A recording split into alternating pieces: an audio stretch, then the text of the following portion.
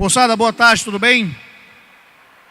Bem, então o tema de hoje a gente vai trabalhar evolução, ok?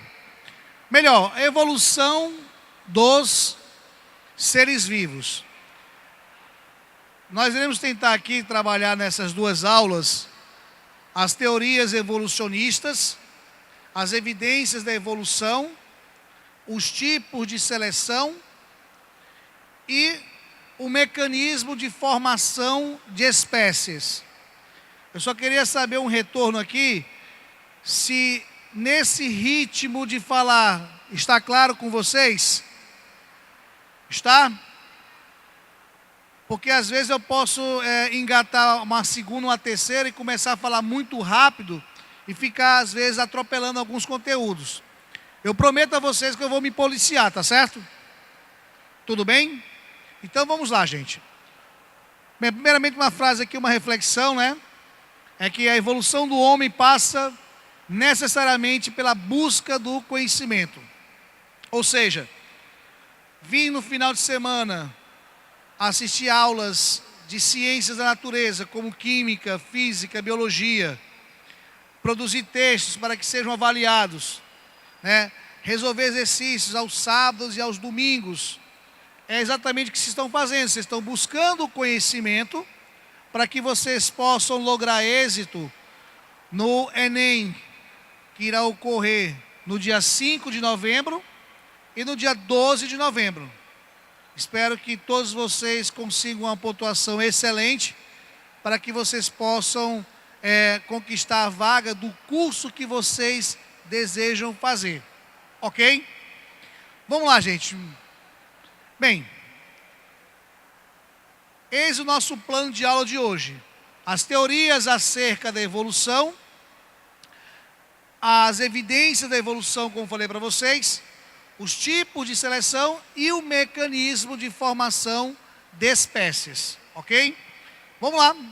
Bem, então, primeiramente, nós temos o conceito de evolução. Socorro.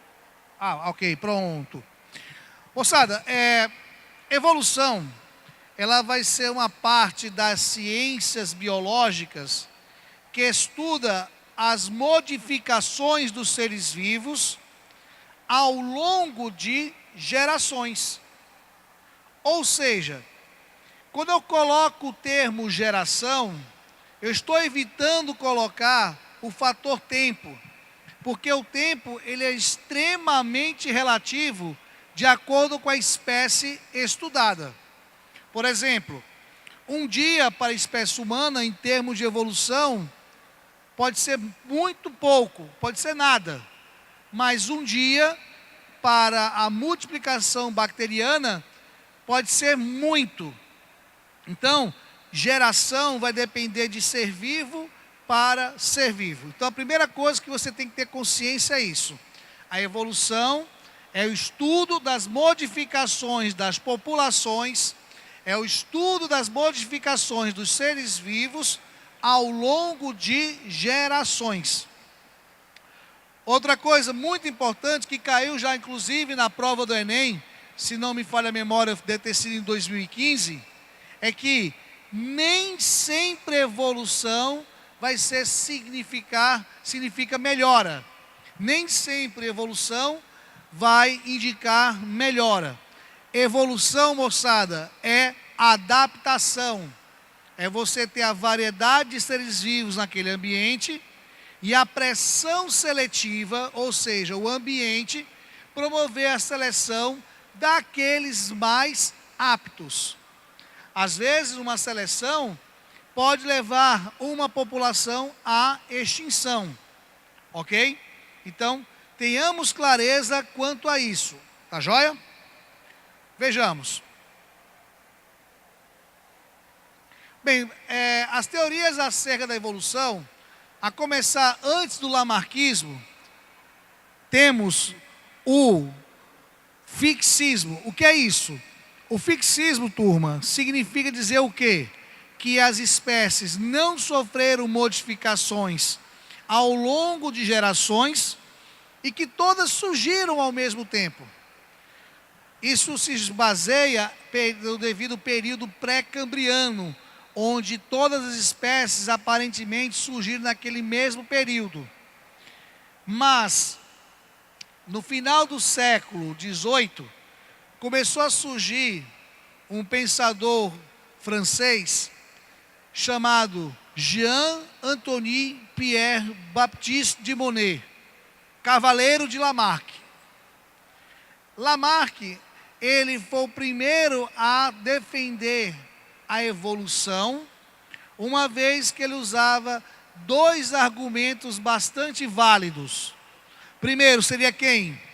É que a chamada lei do uso e desuso. O que é que Lamarck quis dizer com isso? Lamarck quis dizer o seguinte, que estruturas extremamente requisitadas tendem a aumentar-se, tendem a hipertrofiar-se, tendem a crescer. E estruturas pouco requisitadas tendem a reduzir, tendem a atrofiar-se. Bem, até então tudo bem, isso aí é perfeitamente cabível. Isso é perfeitamente factível, isso. Agora, falar que as características adquiridas pelo ambiente são repassadas aos descendentes, foi aí onde Lamarck meio que complicou. E aí, a frase de Lamarck é muito clara. O ambiente modifica os seres vivos e tais modificações são repassadas aos descendentes.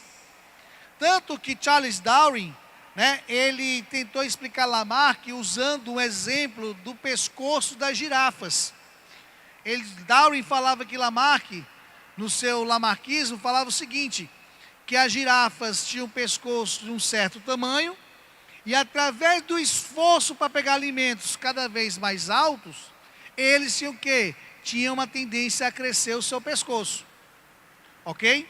Então, essa é a proposta lamarquista. O ambiente modifica o ser vivo e tais modificações são repassadas aos seus descendentes.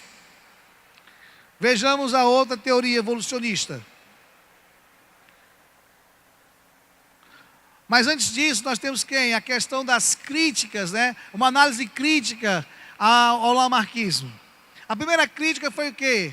Exatamente a questão da herança dos caracteres adquiridos, da transmissibilidade dos caracteres adquiridos pelo ambiente. Então, existe um experimento clássico proposto por August Weismann, que ele fez o seguinte, ele pegou camundongos e cortou sua cauda. Ele fez a chamada caudoctomia. E depois botou os camundongos para cruzar. Se a proposta de Lamarck fosse válida, era para nascer camundongos sem cauda. Entretanto, todos os camundongos que nasceram eram com cauda. E assim ele fez também na segunda geração, fez na terceira, fez na quarta, fez em 20 gerações. E todas as gerações nasciam quem? Camundongos com cauda. Então essa questão dos caracteres transmitidos, adquiridos, são transmitidos para os descendentes, é falha. Porém, Lamarck tem sua virtude. Qual é a virtude de Lamarck? É que foi o primeiro a defender a possibilidade da evolução das espécies. Muito bem. Depois de Lamarck temos quem? Temos a chamada teoria da seleção natural.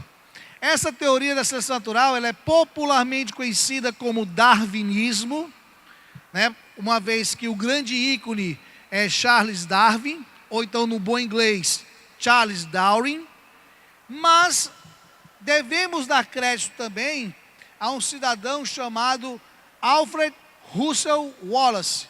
Por quê? Porque ele também chegou às mesmas ideias de Darwin, sem ter trocado figurinha com ele. Ao ponto de Charles Darwin, ele publicar o seu trabalho juntamente com Wallace, e anos mais tarde, Charles Darwin, ele escreveu o livro A Origem das Espécies. Ok? É por isso que hoje a gente observa que ao invés dos livros didáticos falar sobre teoria falar sobre darwinismo, eles colocam teoria da seleção natural, ok? E aí, como é que surgiu, como é que nasceu essa proposta? Muito bem, Darwin, ele foi convidado a participar de uma expedição no navio da Sua Majestade, chamado de quê? HMS Beagles. Esse navio tinha por objetivo o quê? Fazer o mapeamento ao longo da costa de vários continentes e também visitar as colônias britânicas ao longo do planeta. Né? Ele saiu do porto de Southampton, na Inglaterra, passou no arquipélago de Açores, depois passou na cidade de Recife, Salvador, chegou na cidade do Rio de Janeiro, né?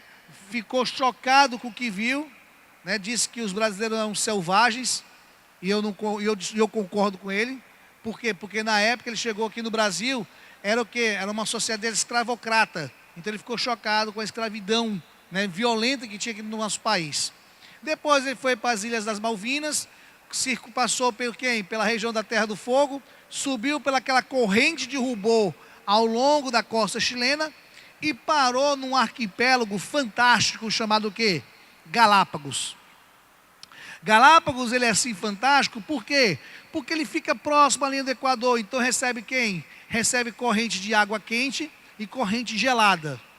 Então, para você ter uma ideia, em Galápagos você encontra pinguins. Pra você ter uma ideia, em Galápagos é o único canto do planeta que você vai ter dois tipos de iguana. Uma iguana que vive no mar, come alga e espirra sal, e outra iguana que vive nas montanhas, que come cactos. Então ele percebeu que o ambiente, ele exercia uma pressão que fazia somente aqueles mais adaptados chegar à idade adulta e com isso eles pudessem repassar suas características aos seus descendentes. Foi isso que Darwin viu, né, em Galápagos e o Wallace viu na Indonésia, tá certo? Então vejamos como é que são as bases, né, da teoria da seleção natural. Primeiramente o seguinte: todos os seres vivos têm o mesmo potencial reprodutivo, ou seja, todos têm a mesma capacidade de gerar descendentes ao nascer. Entretanto, a escassez de recursos, quando eu falo recursos, eu estou falando somente de alimento, a escassez de alimento, oxigênio, água, luminosidade, o que seja, né? Fez o quê? Que apenas alguns seres atingissem a idade adulta, e ao atingir a idade adulta, eles tivessem em plenas condições de repassar suas características aos seus descendentes. Ou seja, o que Darwin viu em Galápagos foi uma luta feroz pela sobrevivência. E aí nós temos uma frase muito clara: o ambiente seleciona os seres mais adaptados. E esses seres repassam suas características aos seus descendentes. Isso é a espinha dorsal da nossa evolução. Agora, fazendo também uma análise crítica à teoria da seleção natural, onde é que foi que Charles Darwin ele falhou? Ele falhou exatamente o quê? É que ele não soube explicar a variedade de indivíduos de uma mesma espécie. Ah, Marcelo, mas por que ele não soube explicar? Simples, porque Charles Darwin não tinha conhecimentos em genética. Agora, o porquê que ele não tinha, isso até hoje existe várias especulações. Por quê? Porque Darwin, ele era contemporâneo do monge austríaco chamado Gregor Mendel. Na mesma época que Darwin fazia o livro A Origem das Espécies, Gregor Mendel, ele estava trabalhando com quem? Com as ervilhas e falando sobre quem? Sobre a teoria, né, da primeira lei de Mendel, né, que é a da segregação dos fatores e da segregação independente. Há quem diga que Charles Darwin, ele tinha, certo, os trabalhos de Gregor Mendel em sua casa, mas só que ele não abriu para fazer a leitura. E aí se faz o que? Essa questão. Por que que ele não abriu? Porque ele não entendeu? Porque ele não quis? Porque não houve tempo? Não houve interesse? Então o fato é que ele não tinha conhecimento da genética, que é exatamente a última peça do quebra-cabeça para que possamos construir a chamada teoria sintética da evolução. É bom que se diga também, viu, pessoal? Hoje não é adequado você chamar de neodarwinismo a teoria sintética da evolução. O neodarwinismo, na verdade, foi uma corrente de cientistas que tentaram reacender os trabalhos de Darwin no final do século XIX, sem usar os conhecimentos de genética. E a teoria da sintética da evolução é muito claro, é usar a teoria da seleção natural com os conhecimentos de genética, que é exatamente a última peça do quebra-cabeça que faltava para entender esse programa chamado de quem? De evolução. Ou seja, a variedade de indivíduos, ela vai ser criada através da variedade de genes. E como é que se obtém a variedade de genes? A variedade de genes vai ser obtida através de mutação, recombinação gênica e cruzamentos. Assim, quando eu tenho uma variedade de genes, eu vou ter a variedade de indivíduos de uma mesma espécie e o ambiente irá exercer uma pressão de seleção. Ok? Então, a palavra de ordem aqui é quem? É variabilidade genética, gerando variedade de indivíduos de uma mesma espécie, e o ambiente promovendo a seleção daqueles mais adaptados. Ok? Então, o esquema aqui bem básico seria esse, gente, ó. Você vê que a mutação, a recombinação gênica e os cruzamentos exercem uma variabilidade de genótipos, uma variabilidade de genes, e o ambiente vai promover uma seleção daqueles indivíduos mais adaptados. É bom que se diga também que de mutação, recombinação gênica e cruzamentos, somente mutação é que vai exercer novidades. A mutação é a única estratégia de gerar novidades de genes, ok? E é isso que nós temos na teoria da seleção natural, ok? Bom, vamos para frente. E aí, gente, fica muito claro esse evento, né, o chamado melanismo industrial. O que é isso? É exatamente um belo exemplo sobre a teoria sintética da evolução. Como assim?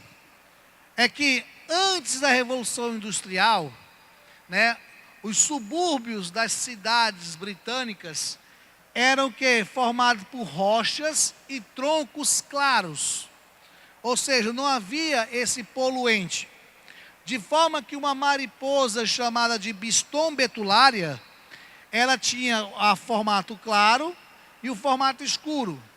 Então, antes da Revolução Industrial, aquelas mariposas claras conseguiam ter uma camuflagem em relação ao ambiente, e as mariposas escuras eram bastante visíveis. Com a Revolução Industrial, o que aconteceu? Começou a ficar a fumaça impregnada nos troncos e rochas, assim a superfície ficava mais escura, e aí virava. As mariposas escuras conseguiam ficar camufladas, e as mariposas claras tornavam-se agora o quê? Visíveis. Então você vê claramente que a pressão seletiva, ao mudar, muda-se quem? A frequência de genótipos e de fenótipos dessa mariposa. Ok? Então é isso que nós temos no chamado melanismo industrial. E aí, gente, nós temos algumas evidências da evolução. A primeira evidência a ser estudada são os fósseis. O que é um fóssil? Um fóssil é qualquer indício da presença de seres vivos em um passado remoto. Aqui no Ceará, por exemplo, nós temos um geoparque fantástico, lá na região do Araripe. Tanto é que a URCA, ele tem um museu de paleontologia fantástico, com trabalhos de reconhecimento internacional. Pra você ter uma ideia, aquela pedra alaranjada que o pessoal coloca na beira de piscina, chamada Pedra Cariri, ali às vezes estão repletas de fósseis. Então, para você ter uma ideia da riqueza de nosso material paleontológico no estado. E o fóssil, ele vai indicar o quê? Ele vai indicar que existem espécies, né, que são primitivas e que a partir delas formaram-se quem? Grupos distintos. O exemplo da tela aí que nós temos é quem? É um fóssil, né, de um réptil com penas, chamado de quê? De Archaeopteryx. Esse réptil com penas, ele é uma evidência de que as aves, elas têm uma descendência direta com os répteis. Essa descendência é tão forte que até então as aves, elas se classificavam numa classe própria. Hoje, as aves pertencem a uma subclasse dos répteis, na mesma linha evolutiva dos crocodilianos. Então você vê a importância dos fósseis. Ok, Marcelo, e quais são os exemplos de fósseis que nós podemos destacar? Podemos destacar o seguinte: um fóssil, ele pode ser feito, né, por pegadas do animal. Um exemplo, na cidade de Souza, na Paraíba, existem pegadas de dinossauro. Pode ser feito por fezes do animal, chamado de coprólitos, porque a partir daí vai se notar o hábito alimentar desse animal. Pode ser feito por ovos fossilizados. Pode ser feito também pela impressão das escamas do animal sobre a rocha sedimentar. Ou então, o que é o mais frequente, pode ser feito a partir do esqueleto do animal. Foi só porque o esqueleto é o mais frequente? Porque o esqueleto, gente, ele já está na forma mineralizada, certo? Então, é mais fácil você encontrar os esqueletos desses animais como o quê? Como exemplo de fósseis. Então, isso é uma grande evidência para a evolução. Bom, a outra evidência seria qual? Seria a chamada anatomia e a fisiologia comparadas. Anatomia e fisiologia comparadas, a gente tem o quê no caso? Vamos aqui. A gente começa, por exemplo, na chamada homologia. Não tem aí na tela, mas dá para explicar. A homologia, gente, seria quem? Seriam estruturas de mesma origem embrionária, mas que apresentam formas diferentes. Por exemplo, vamos pegar um caso, um embrião, e o embrião vai ter uma estrutura chamada de apêndice locomotor. Esse apêndice do embrião, ele pode tornar-se a nadadeira de baleias, pode virar a asa do morcego, pode virar os membros superiores da espécie humana, a pata dianteira de um cavalo, né? Enfim, ele pode ser qualquer estrutura dessa, mas que apresenta a mesma origem embrionária. E com isso, gente, nós temos quem? A chamada irradiação adaptativa, ou seja, a homologia, os órgãos homólogos, eles irão gerar uma irradiação adaptativa. E o que vem a ser essa irradiação adaptativa? É que a partir do ancestral comum, você vai ter subgrupos de população que vão se adaptar a diferentes ambientes. Esse exemplo na tela aí, nós estamos tendo de quem? Dos mamíferos. Você vai ter um mamífero primitivo, e a partir desse grupo, que são chamados de insetívoros, você vai ter adaptações em diversos ambientes. Por exemplo, mamíferos que voam, que são os quirópteros, no caso o morcego. Mamíferos que nadam, por exemplo, os cetáceos, né? Ou então aqueles que vivem em rios, como por exemplo o peixe-boi. Ou então aqueles que vão ter casco, como por exemplo os ungulados. Ou então que tem garras, como por exemplo os carnívoros. Quer dizer, cada ambiente gera uma pressão seletiva e que isso vai gerar o quê? Diferentes adaptações, ok? Então é isso, gente, que nós temos na chamada quem? irradiação adaptativa ou evolução divergente. Como é que as mitocôndrias evidenciam a evolução? Pergunta maravilhosa. É o seguinte, eu vou só abrir um parênteses aqui, tá?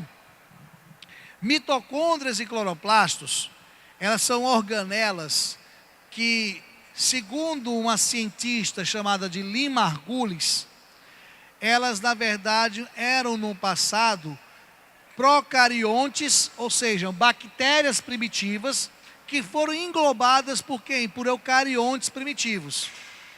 As evidências de que a mitocôndria e os cloroplastos eram na verdade células que foram englobadas é o que? Primeiro, a mitocôndria tem o seu DNA próprio, a mitocôndria tem os seus próprios ribossomas, a mitocôndria é capaz de se duplicar sem precisar da célula, tá ok? E a mitocôndria tem uma dupla membrana. Uma membrana que envolveu, quando fez a fagocitose, e a outra membrana da própria estrutura procariótica primitiva. Então é por essas e outras que acredita-se que as mitocôndrias e os cloroplastos eram, na verdade, procariontes primitivos e que através da endossimbiose eles acabaram tornando-se o quê? Organelas, ok? Continuando. Analogia é outra evidência evolutiva que há. O que vem a ser essa analogia? Seria órgãos ou estruturas com a mesma função, porém, origens diferentes. Você vê, por exemplo, no caso, quando eu pego uma asa, que é uma estrutura com a função para o voo, eu posso ter uma asa formada por quitina, no caso os insetos, ou uma asa coberta por penas, no caso das aves. Ou então, se eu puxar um pouquinho mais, uma asa que é formada por uma membrana entre os dedos, no caso de quem? Dos morcegos. Então, perceba que eu vou ter a mesma função, que é o voo, porém, origens diferentes, certo? É isso que vai ser quem? A analogia, tá certo? Então, a analogia vem a ser isso. E essa analogia, ela acaba o quê? Fazendo uma chamada evolução convergente. Vai fazer o que nós chamamos de evolução, né? A convergência evolutiva. Que vem a ser o quê? Diferentes grupos que vão estar convergindo para a mesma adaptação do ambiente. Observe aqui. A convergência evolutiva vai fazer, por exemplo, que animais de diferentes grupos tenham nadadeiras, tenham o corpo em forma de fuso, para poder o quê? Ter uma boa hidrodinâmica, né? E que tenham o quê? Vão ser capazes de ficar debaixo d'água. Você vê aí no caso, nós temos quem? O tubarão, nós temos o golfinho e nós temos quem? Um réptil chamado de ictiossauro. Se eu puxar também um pouquinho a brasa aí, gente, eu vou também encontrar, sabe quem? No caso do pinguim. As asas do pinguim estão mais para nadadeiras do que propriamente asas. Isso é o quê? Isso é uma convergência evolutiva, a adaptação ao ambiente aquático. Ok? Então, isso é uma evidência evolutiva fortíssima. Vamos lá. Órgãos vestigiais. O que vão ser esses órgãos vestigiais? São estruturas que não têm função aparente num determinado ser vivo, porém em outros essa função é muito clara e notória. Um exemplo é o bom e velho apêndice. O nosso apêndice, ele em princípio não tem função esclarecida. O que existe hoje na ciência é somente suposições sem confirmação científica do fato. A verdade é que o apêndice, ele serve apenas para doer, ser operado e dar dor de cabeça para a gente. Então, o apêndice não vai ter a função alguma no nosso organismo. Agora, em alguns animais, como os coelhos, ou seja, os lagomorfos, esse apêndice, ele vai ser uma estrutura bastante longa, que vai abrigar micro-organismos que são responsáveis pela digestão da celulose. Ok? Ou seja, aquele apêndice no corpo humano não vai ter função, mas no coelho a função é muito clara, indicando que há uma proximidade evolutiva para isso. Tá certo? Então, os órgãos vestigiais é um belo exemplo para essa evidência da evolução. A embriologia comparada, o que vem a ser isso? Quando eu pego diferentes animais e comparo as etapas do desenvolvimento embrionário, o que eu vou perceber? Eu vou perceber que os embriões serão mais semelhantes quanto mais próximo for os grupos de classificação deles. Por exemplo, o homem e o macaco, ele vai ter uma semelhança no embrião muito forte. Por quê? Porque existe uma proximidade evolutiva entre eles. Agora, quando eu pego o embrião humano e comparo com o embrião do tubarão, você vê que não dá para ter uma comparação clara quanto a isso. Mas, se eu pego o embrião do tubarão e comparo com o embrião desse animal aí, verdinho aí, vizinho do tubarão, chamado de salamandra, eu já vou ter o quê? Uma certa semelhança evolutiva.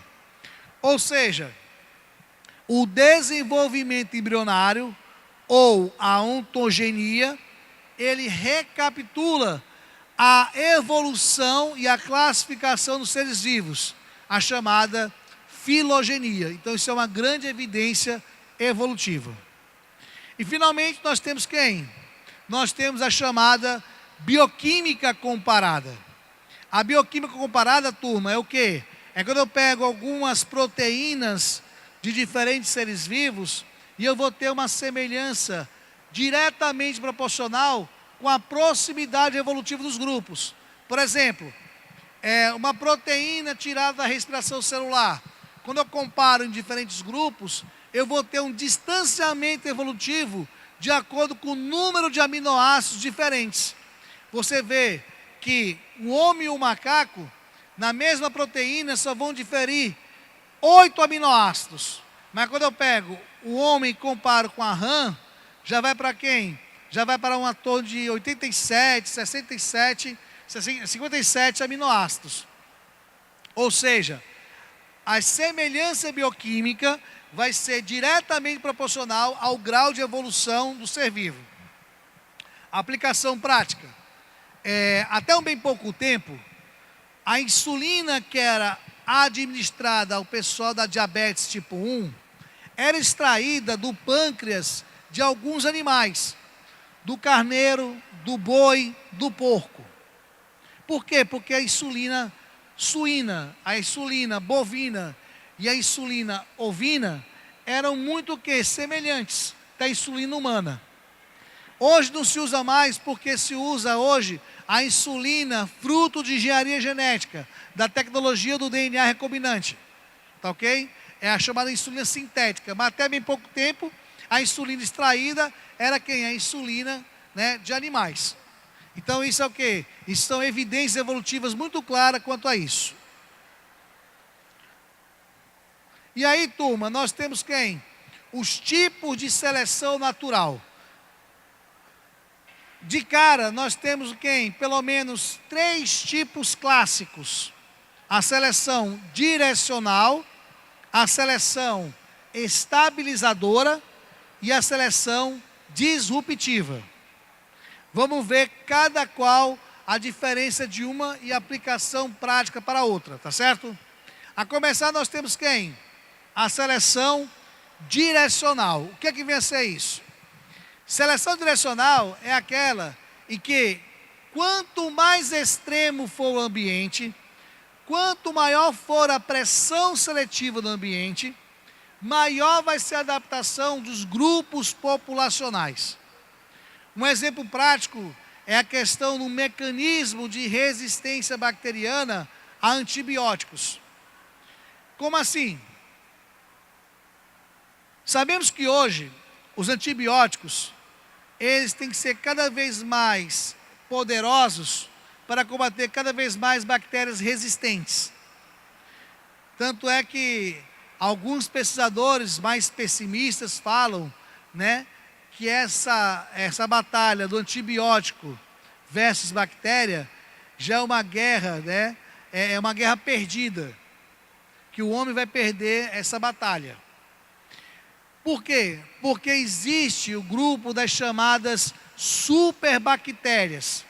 Existe uma superbactéria cuja abreviatura chama-se KPC, que o nome é Klebsiella pneumoniae carapanensis, algo parecido com isso, tá? É demais para minha língua isso, me perdoa.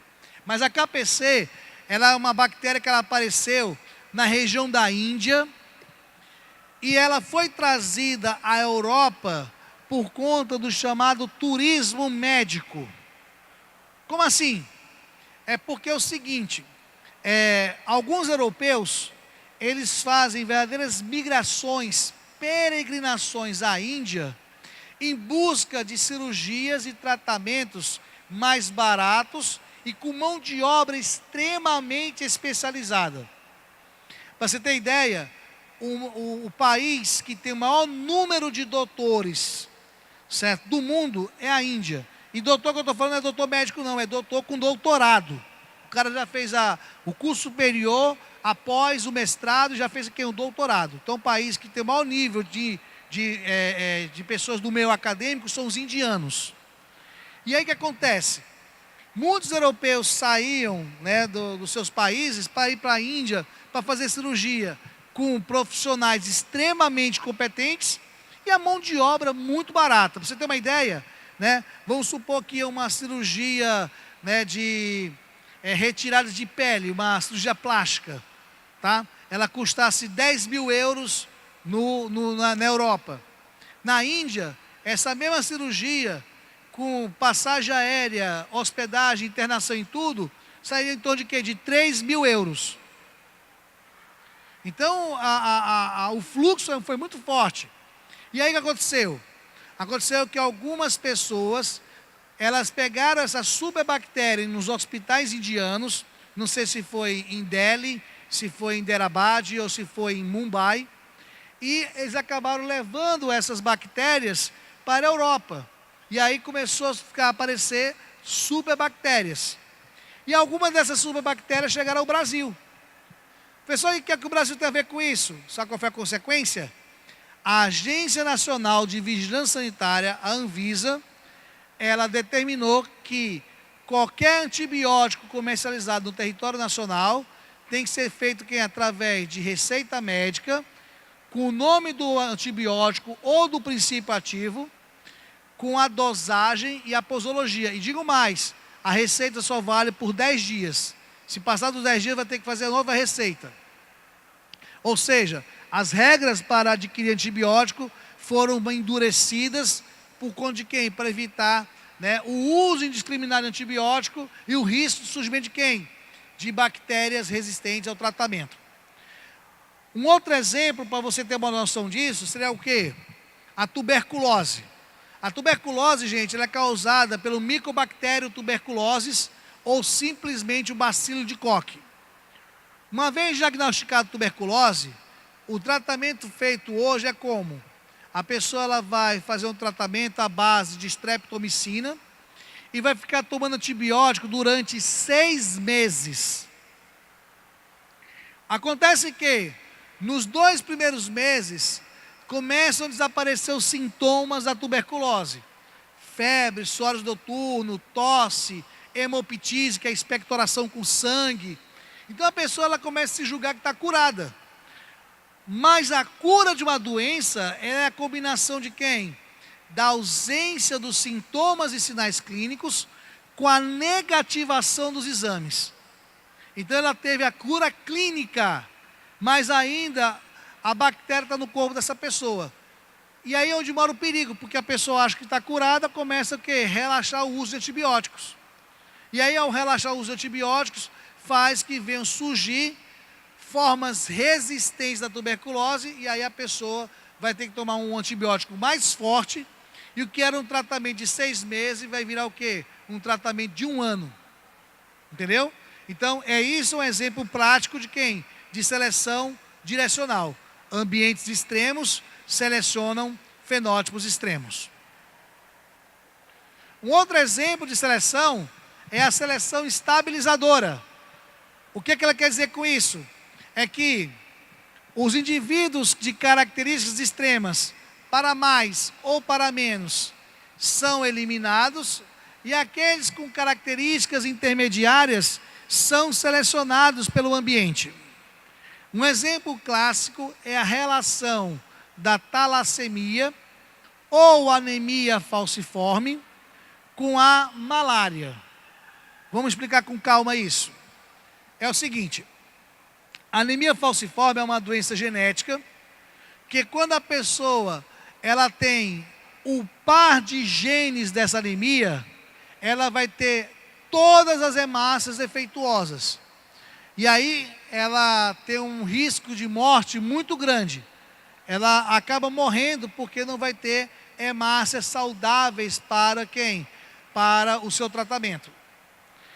Hoje existe uma saída para o tratamento da anemia falciforme, que seria quem? Seria o transplante de medula e o tratamento paliativo mais importantíssimo, a transfusão sanguínea. Então, por exemplo, o hemóstato que vai estar aqui amanhã, né, fazendo o quê? A recolher sangue de quem quer doar. E se você doar sangue, por exemplo, ao hemóstato, pode ter certeza que o seu sangue possivelmente vai ser usado para uma criança que tenha talassemia e que se não tivesse sangue, essa criança vai morrer. Ok? Então não é um clichê não. Doar sangue realmente salvam vidas.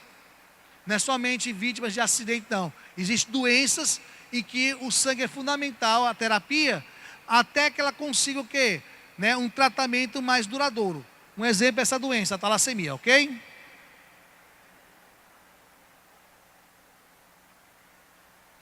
Bom, e aí o que acontece? Acontece o seguinte, a heterozigose para a talassemia, ela vai ser o seguinte, ela vai ter a anemia, mas essa anemia não vai causar a sua morte. Até então tudo bem. E a pessoa de hemácias normais, ela tem uma vida obviamente normal. Agora acontece que no ambiente onde há a malária, o que acontece? Pessoas normais morrem de malária, pessoas com anemia falciforme grave morrem dessa anemia, e os indivíduos que são heterozigotos, aqueles que só têm quem anemia leve, eles nem morrem de malária porque são resistentes, e nem morrem por quê? Por conta da talassemia. Tá ok? Então isso é o quê? Uma seleção estabilizadora. A seleção disruptiva, ela seria o inverso da seleção estabilizadora. Por quê? Porque o fenótipo intermediário é ele que vai ser eliminado, enquanto que os fenótipos extremos são selecionados. Um exemplo é quem? É o formato do bico das aves. Por exemplo, uma ave de bico mais espesso vai ser ideal para quebrar sementes. E uma ave de um bico mais fino e longo vai ser ideal para caçar larvas de insetos. Uma ave que tenha bico curto e pequeno, nem presta para quebrar semente e nem presta para caçar insetos. Então a frequência das aves de bico curto vai diminuir e a frequência das aves de bico fino e longo, ou então curto e grosso, irá o quê? Irá aumentar. Ok? Então é isso que nós temos. E finalmente nós temos quem? A seleção artificial. Que seleção é essa? É aquela seleção em que há uma intervenção humana. No caso, a seleção artificial, ela pode ser incidental, quando não há intenção de selecionar, mas vai existir uma pressão seletiva, ou então a intencional, quando aquela tem uma intenção de selecionar. Vamos partir para os exemplos. A seleção incidental, ela vai ser, por exemplo, aquele caso, né, que caçadores estão matando elefantes para extrair presas de marfim. O que acontece é que está começando a surgir alguns elefantes sem presas, e esses elefantes sem essas presas de marfim, eles estão sendo poupados por esses caçadores. Com isso, a frequência da população de elefantes sem presa de marfim está aumentando, enquanto aqueles que têm a presa de marfim está diminuindo. Ou seja, não é intenção do caçador fazer isso, essa seleção, mas está acontecendo isso. Ok? E um exemplo de seleção intencional é o melhoramento genético da pecuária, ou o melhoramento genético na agricultura, ou então o melhoramento genético na indústria, né? Ou melhor, né? no comércio de animais de estimação.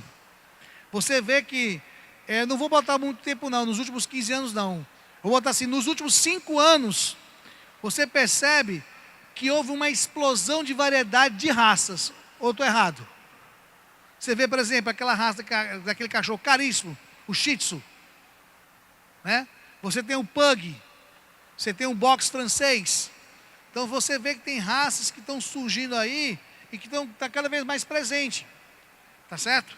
Então isso é o quê? Uma seleção intencional. Ah, Marcelo, mas essas raças de cães são mais resistentes?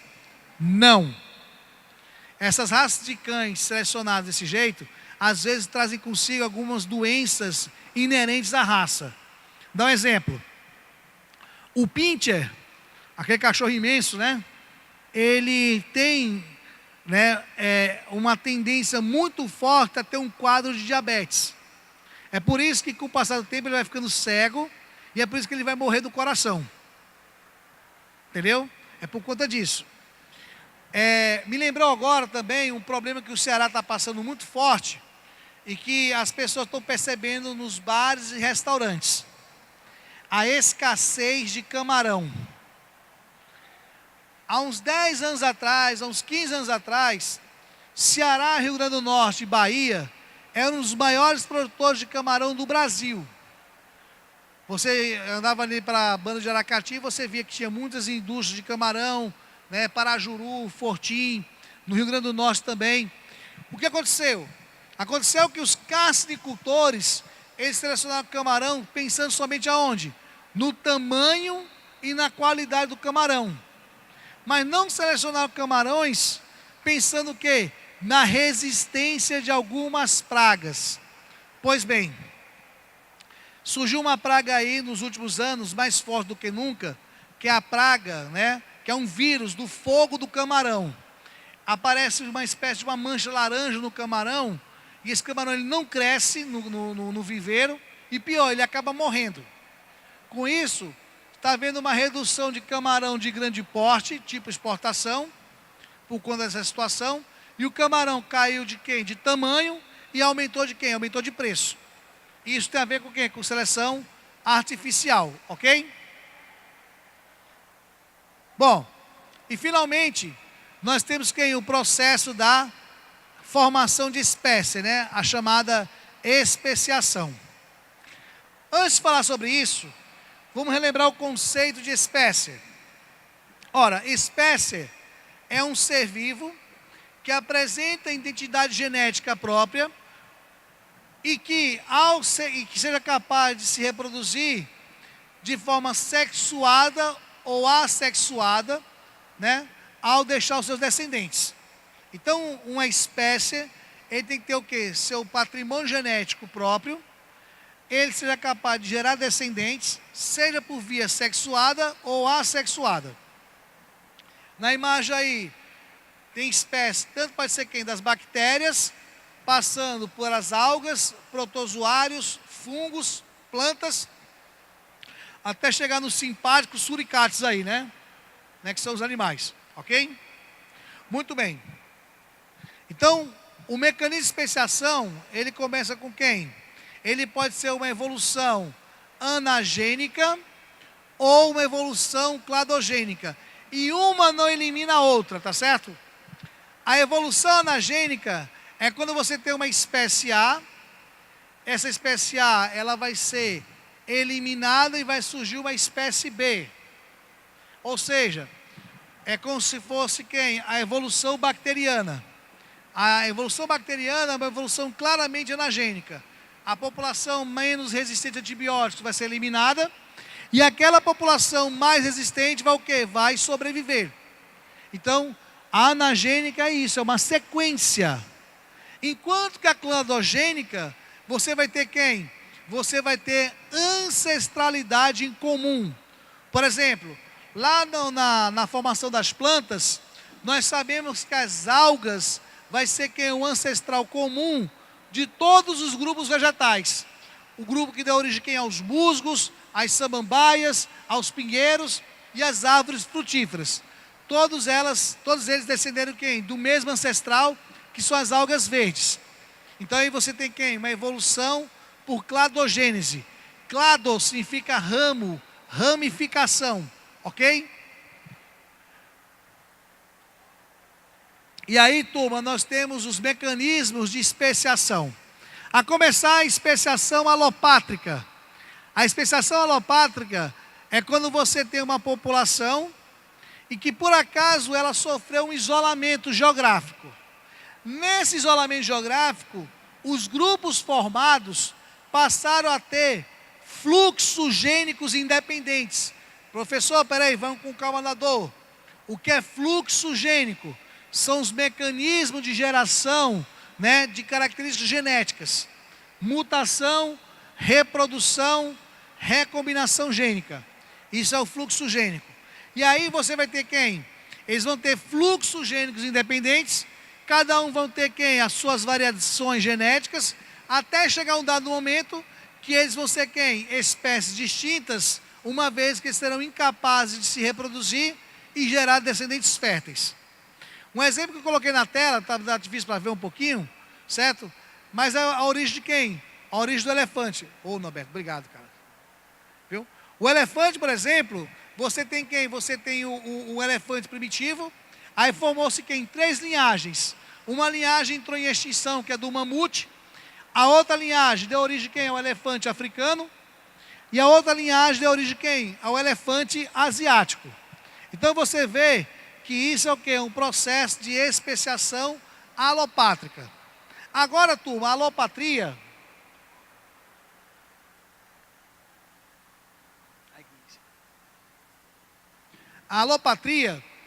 ela pode ser por 2 formatos. Eu tenho a dicopátrica, quando essa população ela é dividida ao meio certinho, ou então a peripátrica, quando um pequeno grupo de indivíduos vai migrar e ocupar um novo ambiente. A dicopátrica está o exemplo aí na tela. Você tem uma população, separação geográfica, fluxos gênicos independentes, formação de espécies distintas, ok? Agora, a peripátrica você tem quem? Você tem uma espécie no continente, e aí a migração de pequenos grupos em ilhas irão gerar o quê? Organismos independentes. Por exemplo, vamos supor que eu tenho pássaros de várias cores no continente. E aí, de repente, né, um pássaro azul, ele vai ocupar uma pequena ilha. Essa ilha, então, vai ser formada somente por pássaro azul. E aí a gente entra no conceito do chamado quê? Princípio do fundador, ok? Então você vai ter esse ponto. Ah, do cão virar lá, fala já já. Viu? Então você vai ter essa questão da peripatria, tá joia? Que você tem o quê? O princípio do fundador. Professor, como é que eu posso comprovar isso? Uma dica. As espécies mais exóticas que nós conhecemos são espécies que você encontra em ambiente de ilha. As espécies mais exóticas que nós conhecemos são espécies que nós conhecemos o quê? Em ambiente de ilha. Quer ver um exemplo? Existe um lagarto mais ou menos desse tamanho aqui, ó, em torno de 1,5 metro. Chama-se dragão de Komodo. Ele vive na Indonésia, na ilha de Bali. Tá certo? Então é um exemplo. O próprio exemplo é Galápagos, em que numa ilha eu posso ter 2 tipos de iguanas, que bebe água do mar e espirra sal, e a outra que come quem? Cactos. Tá certo? Na ilha de Madagascar você vai ter quem? Você vai ter os lêmures. Tá certo? Então você vai ver que nos ambientes de ilhas são as espécies mais exóticas que tem. Quem tiver acesso à internet aí, eu sugiro que procure aí agora um pequeno morcego que vive numa ilha ao norte da Austrália, chamada Nova Guiné. E esse morcego chama-se quem? Raposa voadora. Viu? Mas quando você for ver essa raposa voadora, não se assuste não, que eu vou dar 2 boas notícias. Primeiro, ele vive no outro lado do planeta. Segundo, a raposa voadora é herbívoro, tá certo? Então você tem uma ideia de espécies exóticas e ambiente de ilhas. Tudo a ver com quem? Com a especiação peripátrica. Já a especiação simpátrica é aquela que você não tem o isolamento geográfico. Na verdade, que você vai ter quem? Você vai ter um isolamento comportamental. Por exemplo, vamos supor que tem um pomar de maçãs verdes e maçãs vermelhas. E aí eu tenho moscas da maçã. E aí, por preferência, um grupo de moscas vão optar quem? As maçãs vermelhas. E o outro grupo de moscas vão optar quem? Pela maçã verde. Então, de acordo com o comportamento dessas moscas, elas vão ter o quê? Um isolamento, certo? Entre elas, e vão ter quem? Fluxos gênicos independentes, que acabam o quê? Gerando populações de moscas distintas. Perceba que não houve isolamento geográfico. O que houve foi o quê? O isolamento comportamental, ok? E finalmente nós temos que a especiação parapátrica. É aquela especiação que você não tem isolamento geográfico, mas o ambiente é tão extenso, mas é tão extenso, turma, que acontece? Aqueles que vivem nos ambientes extremos, eles não conseguem manter fluxos gênicos entre si. O que vai acabar que as espécies lá na frente vão ter seu próprio mecanismo de reprodução e as de trás vão ter seu próprio mecanismo de reprodução. Ou seja, não existe isolamento geográfico, mas existe um distanciamento entre elas muito grande que vai tornar difícil quem? O fluxo gênico. Ok? Resumo da ópera. Aí nós temos quem? A especiação. A primeira é a especiação dicopátrica, ou vicarância. Você vê que a população é dividida ao meio, certo? Aí você tem quem? Grupos independentes, até formar quem? Populações independentes. A segunda, você tem quem? A chamada peripatria. Você vê que um pequeno grupo sai do grupo principal, e esse pequeno grupo vai ter quem? Isolamento geográfico e suas próprias, seu próprio fluxo gênico. Tá ok? O terceiro é a parapatria. Você vê que o isolamento vai ser quem? Vai ser mais por distanciamento. E o último é por simpatria, porque o isolamento é o quê? É comportamental ou etológico, ok? Então é isso que nós temos configurado. Bom, eu acho que aqui é o último slide, quer ver? Exatamente isso. Vamos responder algumas coisas aqui. Aproveitar esse momento aqui.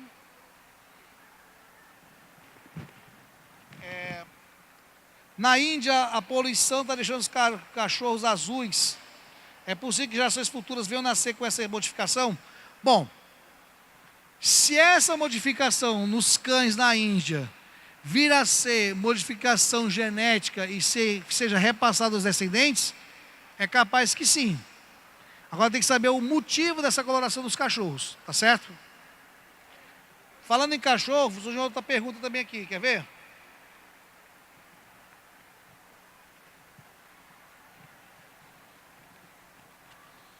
O cão vira-lata pode ser considerado mais resistente do que os cães de raça? Sim. Por quê? Porque o cão vira-lata, ele foi selecionado pelo ambiente através de quem? Através de a pressão seletiva. Então, a variabilidade de genes do cão vira-lata é muito maior do que o cão de raça. A prova disso, se você pegar comida de panela, como o pessoal chama, e dar para o cão vira-lata, ele sobrevive. Se você tentar fazer isso com cão de raça, você mata o cachorro. Tá ok? Porque o critério de seleção do cão de raça é um outro critério. E o vira-lata não, é adaptação ao ambiente. E a última pergunta que foi feita aqui, que eu não vou fugir desse questionamento, até porque eu tenho minha fé, é sobre a questão da Bíblia com a teoria da evolução. Eu vou responder bem claro. A ciência é a língua que Deus criou para que as coisas sejam reveladas aos poucos, de acordo com a evolução moral e científica da humanidade.